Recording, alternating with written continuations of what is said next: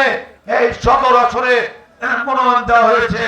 সদরের সন্তানকে মনোনয়ন দেওয়া না হয় তাহলে এখানে দলের ভরাডুবি হওয়ার সম্ভাবনা আছে।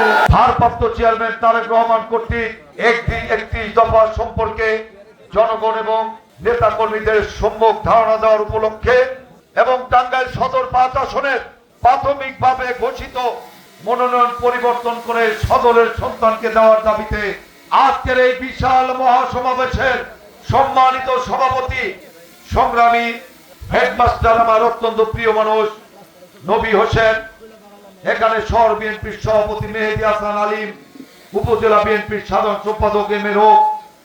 আমি আর কতটুকু কষ্ট পেয়েছি, আমার চাইতে আপনারা আরো বেশি কষ্ট পেয়েছেন।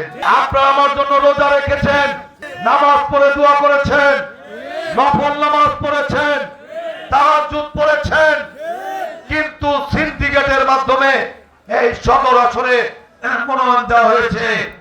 আপনারা দুঃখ পেয়েছেন, আপনারা ক্রন্দন করেছেন, কিন্তু আপনাদেরকে বলতে চাই আপনাদের হতাশ হওয়ার কিছু না।